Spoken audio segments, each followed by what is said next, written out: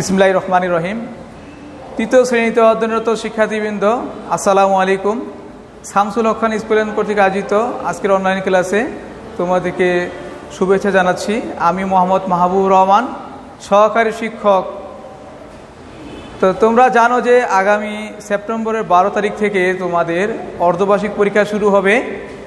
সেজন্য তোমাদের জন্য প্রথম সেমিস্টার ও দ্বিতীয় সেমিস্টার থেকে কিছু চৌম্বক অংশ অর্থাৎ কিছু গুরুত্বপূর্ণ অধ্যায় বিবেচনা করে তোমাদের জন্য সিলেবাস ও মানবন্টন তৈরি করা হয়েছে। তো সেক্ষেত্রে তোমাদের সামনেই পরীক্ষা, সেজন্য তার প্রস্তুতি হিসেবে আজকে আমি তোমাদের তৃতীয় শ্রেণীর প্রাথমিক গণিত বিষয়ের উপর আলোচনা করব। তো তোমাদের তৃতীয় শ্রেণীর প্রাথমিক গণিত বিষয়ের যে অর্ধবার্ষিক পরীক্ষার সিলেবাস রয়েছে, সেখানে একটি গুরুত্বপূর্ণ অধ্যায় হলো সপ্তম অধ্যায় বাংলাদেশি নোট ও মুদ্রা। সেই অধ্যায় সম্পর্কে আলোচনা করব। তাহলে চলো আজকের মূল ক্লাসে ফিরে যাই। তো দেখো শিক্ষার্থীরা, আজকে আমাদের আলোচনার বিষয় হলো সপ্তম অধ্যায় বাংলাদেশি নোট ও মুদ্রা, পৃষ্ঠা নাম্বার 80 ও 81। এখানে 2 নম্বর অঙ্ক দেখো। 1 নম্বরে রয়েছে 30 টাকা 10 পয়সা যোগ 40 টাকা 80 পয়সা, এর যোগফল বের করতে হবে। ইতিপূর্বে তোমাদের এই সপ্তম অধ্যায় আলোচনা করা হয়েছিল, কিন্তু তোমাদের এই অধ্যায়টি একটু কঠিন বিদায় আবার পুনরায় আলোচনা করা হচ্ছে।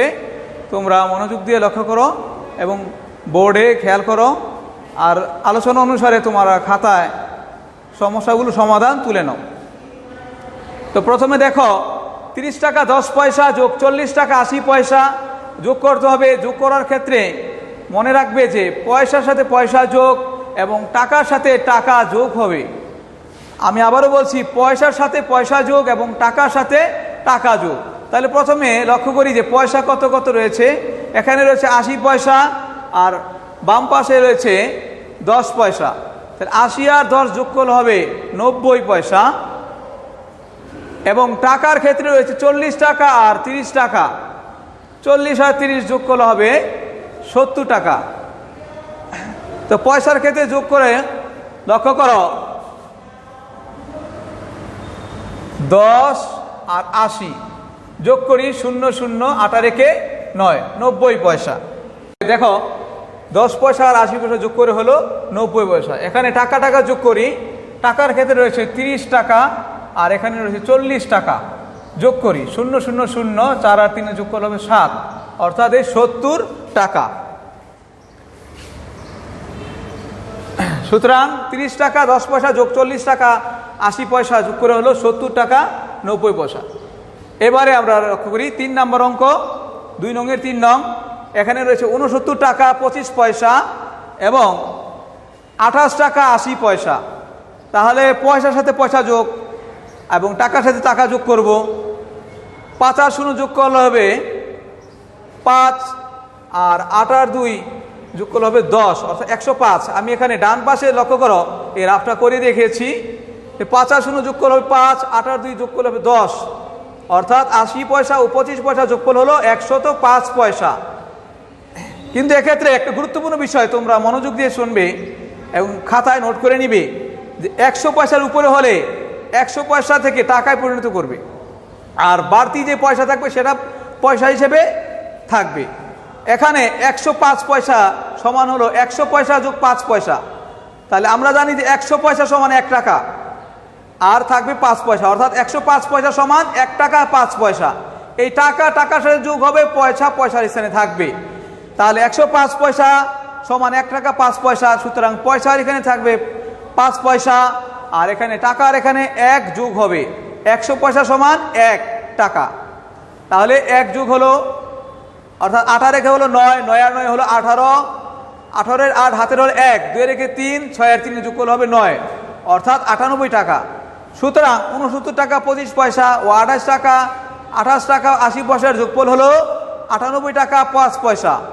তাহলে এখানে পয়সার ক্ষেত্রে লক্ষ্য করো, 100-এর উপরে হলে 100 পয়সা সমান 1 টাকা, পরবর্তী সংখ্যা টাকার সাথে যোগ হবে এবং বাড়তি পয়সা পয়সার সাথে পয়সার স্থানে বসবে। এবারে আমরা 6 নাম্বার লক্ষ্য করব। 6 নম্বরে রয়েছে 300 টাকা 10 পয়সা নিচে রয়েছে 3 টাকা 55 পয়সা, এটা বিয়োগ করতে বলা হয়েছে। তাহলে বিয়োগের ক্ষেত্রে লক্ষ্য করো, পয়সার সাথে পয়সা বিয়োগ করব, টাকার সাথে টাকা বিয়োগ করব। এখানে যেহেতু উপরে রয়েছে 10 পয়সা অর্থাৎ আর নিচে রয়েছে 55 পয়সা, 10 পয়সা থেকে 55 পয়সা বিয়োগ হবে না, সেক্ষেত্রে এই 10 পয়সার সাথে আমাকে 100 পয়সা যোগ করতে হবে। মনে রাখবা 100 পয়সা যোগ করতে হবে এবং 100 পয়সা সমান 1 টাকা পরবর্তী সংখ্যার নিচের সংখ্যার সাথে যোগ হবে। ঠিক আছে? হ্যাঁ, তাহলে দেখো এখানে এই 10 পয়সার সাথে 100 পয়সা যোগ করলাম, 100 পয়সা সমান 1 টাকা, 1 টাকা পরবর্তী সংখ্যার নিচে টাকার সাথে যোগ হলো, 3-এর উপরে যোগ চিহ্ন দিয়ে এভাবে 1 লিখে দিব, আর 100 পয়সা 10-এর উপরে যোগ চিহ্ন দিয়ে এভাবে 100 লিখে দিব। তাহলে 100 আর 10 ডান পাশে লক্ষ্য করে রাফ করে দেখিয়েছি, 100 আর 10 যোগ করলে হবে 110 পয়সা, আর 55 পয়সা বিয়োগ করি, 5 আছে 10 হবে 5 হলে হাতের হলো 1, 5 রেখে 6 আছে 11 হবে, 5 হলে হাতের হলো 1, একে কি মিলে গেলে শূন্য বসানোর প্রয়োজন নেই, অর্থাৎ 110 থেকে 55 বিয়োগ হলো 55, সুতরাং আমি পয়সার স্থানে নেব 55 পয়সা। এখন টাকার সাথে টাকা বিয়োগ করব, 3-এর সাথে 1 যোগ করলে হবে 4, অর্থাৎ 4 টাকা, 4 আছে 10 হবে 6 হলে হাতের হলো 1, 1 আছে 10 হবে 9 হলে হাতের হলো 1, 3-এর থেকে 1 গেলে থাকে 2, অর্থাৎ 300 টাকা 10 পয়সা, 3 টাকা 55 পয়সার বিয়োগফল হলো 296 টাকা 55 পয়সা। এভাবে আমরা এই সকল সংক্ষিপ্ত অঙ্কগুলো করব। এ পাশে 3 নং প্রশ্ন দেখো, 3 নং প্রশ্নে রয়েছে সুজনের 70 টাকা 50 পয়সা ছিল, তার মা তাকে মাছ কেনার জন্য 95 টাকা দিলেন, সুজনের কত টাকা হলো? তাহলে আমরা সমাধান করি। সুজনের ছিল 70 টাকা 50 পয়সা, তার মা দিল আরো 95 টাকা। এ সমাধান করার ক্ষেত্রে মনে রাখবা যে কি করতে বলা হয়েছে, যেহেতু কত টাকা হলো বলা হয়েছে, সুতরাং এক্ষেত্রে যোগ করতে হবে, অর্থাৎ মোট কত হলো। তাহলে সমাধান করি। সুজনের ছিল 70 টাকা 50 পয়সা, তার মা দিল 95 টাকা, পয়সা হিসেবে নেব 00 পয়সা। তাহলে যোগ করি, পয়সার সাথে পয়সা যোগ, 00 5 আর 0 যোগ করে 5, অর্থাৎ 50 পয়সা। একবারে টাকা টাকা যোগ করব, 5 আর 0 যোগ করলে হবে 5, 9 আর 7 যোগ করলে হবে 16, অর্থাৎ 165 টাকা। সুতরাং মোট হলো 165 টাকা 50 পয়সা। তোমরা সমাধানটি তুলে নাও, পরবর্তী সমাধান করব। শিক্ষার্থীরা চলো এবারে আমরা 4 নম্বর অঙ্কটি সমাধান করব। 4 নম্বর অঙ্কটি লক্ষ্য করো, রিমা 85 টাকা 75 পয়সা দিয়ে একটি বই কিনে সে দোকানদারকে 100 টাকা দেয়, দোকানদার কত টাকা ফেরত দিবেন? তাহলে এখানে প্রশ্নটি বুঝতে হবে কি বলেছে অঙ্কটিতে, যে রিমা 85 টাকা 75 পয়সা দিয়ে একটি বই কিনে সে দোকানদারকে 100 টাকা দেয়, দোকানদার কত টাকা ফেরত দিবেন? তাহলে ফেরত কথা উল্লেখ করলে অবশ্যই কি করতে হবে? বিয়োগ করতে হবে বড় সংখ্যা থেকে ছোট সংখ্যা। তাহলে বড় সংখ্যা রয়েছে সে দোকানদারকে 100 টাকা দেয়। তাহলে আমি লিখবো সমাধান, রিমা দোকানদারকে দেয় 100 টাকা 00 পয়সা, আর বইয়ের মূল্য হলো 85 টাকা 75 পয়সা। পয়সার বরাবর পয়সা লিখবো, টাকার বরাবর টাকা লিখবো। এখন বিয়োগ করি, যেহেতু উপরে রয়েছে 00 পয়সা তাই নিচে রয়েছে 75 পয়সা, তাই এখানে আমি 00 স্থানে 100 যোগ করব, 100 পয়সা সমান 1 টাকা, পরবর্তী সংখ্যা নিচের সংখ্যার সাথে 1 যোগ হবে টাকা হিসেবে। তাহলে এখানে 0-র সাথে 100 যোগ করলে হবে 100 পয়সা, আর নিচে 75 পয়সা। বিয়োগ করি, ডান পাশে লক্ষ্য করো রাফ, 5 হাতে 10 হবে 5 হলে হাতের হলো 1, 7 রেখে 8, 8 আছে 10 হবে 2 হলে হাতের হলো 1, একে মিলে গেলে শূন্য বসানোর প্রয়োজন নেই, অর্থাৎ 100 পয়সা থেকে 75 পয়সার বিয়োগ হলো 25 পয়সা। এবারে দেখো 85 সাথে 1 যোগ হলে হলো 86 টাকা, অর্থাৎ 100 থেকে 86 বিয়োগ করব। ডান পাশে লক্ষ্য করো, 6 আছে 10 হবে 4 হলে হাতের হলো 1, 8 রেখে 9, 9 আছে 10 হবে 1 হলে হাতের হলো 1, একে মিলে গেলে শূন্য বসানোর প্রয়োজন নেই, অর্থাৎ 100 টাকা থেকে 86 টাকার বিয়োগফল হলো 14 টাকা। সুতরাং রিমা দোকানদারকে দেয় 100 টাকা 0 পয়সা, বইয়ের মূল্য 85 টাকা 75 পয়সা। তাহলে বিয়োগফল পেলাম, অর্থাৎ দোকানদার ফেরত দিবেন 14 টাকা 25 পয়সা। তোমরা সমাধানটি তোলো। এ পর্যায়ে 5 নম্বর অঙ্কটি দেখো, দুইটি খাতার মূল্য 60 টাকা এবং একটি কলমের মূল্য 45 টাকা 60 পয়সা। বিজয় দোকানদারকে 500 টাকার একটি নোট দেয়, দোকানদার কত টাকা ফেরত দিবেন? তাহলে ঠিক 4 নম্বরের মতোই দোকানদার কত টাকা ফেরত দেবেন বলা হয়েছে, সুতরাং আমরা বিয়োগ করব। এক্ষেত্রে প্রথমে দুইটি খাতার মূল্য 60 টাকা ও একটি কলমের মূল্য যোগ করে বের করব, তারপর কত টাকা ফেরত পাবে সেটা বের করব। তাহলে সমাধান করি। দুইটি খাতার মূল্য 60 টাকা 00 পয়সা, নিচে লিখব একটি কলমের মূল্য 45 টাকা 60 পয়সা। তাহলে পয়সার সাথে পয়সা যোগ করি, 00 6 আর 0 যোগ করলে হবে 6 অর্থাৎ 60 পয়সা। এবার টাকা টাকা যোগ করি, 5 আর 0 যোগ করলে হবে 5, 6 আর 4 যোগ করলে হবে 10 অর্থাৎ 105 টাকা। সুতরাং মোট মূল্য 105 টাকা 60 পয়সা। এবারে দেখো, বিজয় দোকানদারকে দিল 500 টাকা 0 পয়সা।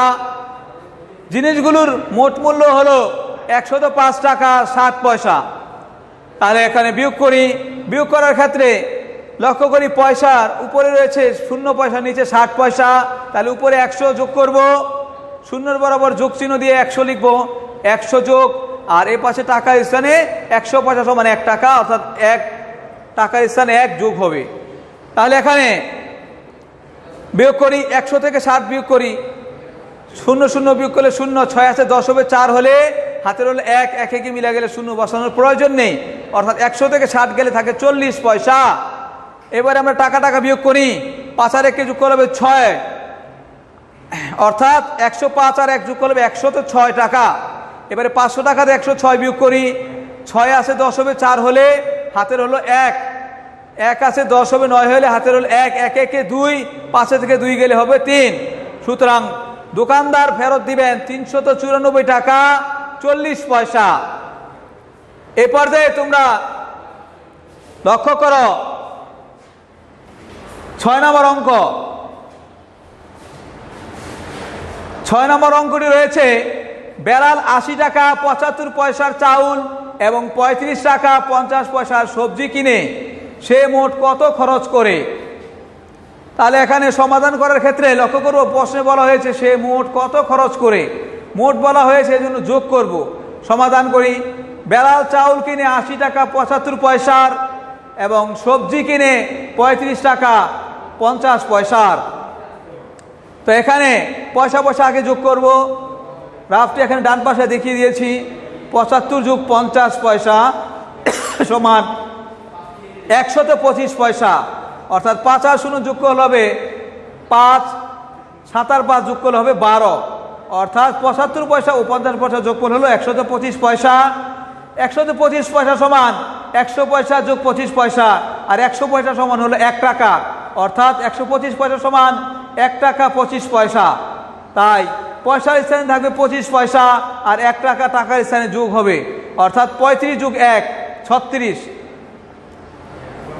এখন 80 সাথে এই 36 যোগ করব, 6 আর 0 যোগ করলে হবে 6 আর 8 আর 3 যোগ করলে হবে 11। সুতরাং সে মোট খরচ করে 116 টাকা 25 পয়সা। এবারে লক্ষ্য করে 8 নং অঙ্ক। এখানে রয়েছে রিয়া 100 টাকা নিয়ে দোকানে গেল, সে 69 টাকা 65 পয়সা দিয়ে একটি বই কিনলো, তার কাছে কত টাকা থাকলো? সমাধান করি। তার কাছে কত টাকা থাকলো বের করার জন্য বিয়োগ করতে হবে, বড় সংখ্যা থেকে ছোট সংখ্যা বিয়োগ করতে হবে। তো এখানে লক্ষ্য করো, রিয়া দোকানে নিল 100 টাকা 0 পয়সা এবং নিচে লেখো বইয়ের মূল্য 69 টাকা 65 পয়সা। তো পয়সা যেহেতু 0 পয়সা কম 65 তুলনায়, তাই উপরে আমি 100 যোগ করলাম, 0-র উপরে যোগ চিহ্ন দিয়ে 100 পয়সা আর নিচে 65 পয়সা বিয়োগ করি। উপরে লক্ষ্য করো 100 পয়সা যখন লিখবো তখন অবশ্যই বাম পাশে যে সংখ্যার নিচের সংখ্যা থাকবে তার সাথে এই 100 পয়সা সমান 1 টাকা অর্থাৎ 1 যোগ করব। এখন বিয়োগ করি, 100 থেকে 65 বিয়োগ করি, 5 হাতে 0, 5 হাতে 10 হবে, 5 হলে হাতের হলে 1, 6 রেখে 7, 7 হাতে 10 হবে, 3 হলে হাতের হলে 1 1 মিলে গেলে 0 বসানোর প্রয়োজন নেই, অর্থাৎ 100 পয়সা থেকে 65 পয়সার বিয়োগফল হলো 35 পয়সা। এবারে আমরা টাকার সাথে টাকা বিয়োগ করব। 9 এর 1 যোগ করলে হবে 10 এ 0 হাতের 1, 6 এর 1 7, 7 আছে 7 অর্থাৎ 70 টাকা, অর্থাৎ 69 যোগ 1 হলো 70 টাকা। এখন 100 থেকে 70 আমি বিয়োগ করব। এখানে রাফটি আমি তোমাদের দেখাই দিলাম, লক্ষ্য করো। 70 0 0 মিলে গেলে 0, 7 আছে 10 হবে 3 হলে, অর্থাৎ 30 টাকা। এখানে আমি লিখলাম 100 টাকা থেকে 70 টাকার বিয়োগফল হলো 30 টাকা। সুতরাং তার কাছে থাকলো 30 টাকা 35 পয়সা। তোমরা সমাধানটি তুলে নাও। তাহলে শিক্ষার্থীরা, এতক্ষণ আমি সপ্তম অধ্যায় বাংলাদেশি নোট মুদ্রা সম্পর্কে আলোচনা করলাম। তোমরা এই আলোচনার প্রেক্ষিতে বাসায় বারবার অনুশীলন করবে, যেহেতু এই অধ্যায়টি একটু কঠিন, তাই অনুশীলন করলে ইনশাআল্লাহ তোমরা পারবে।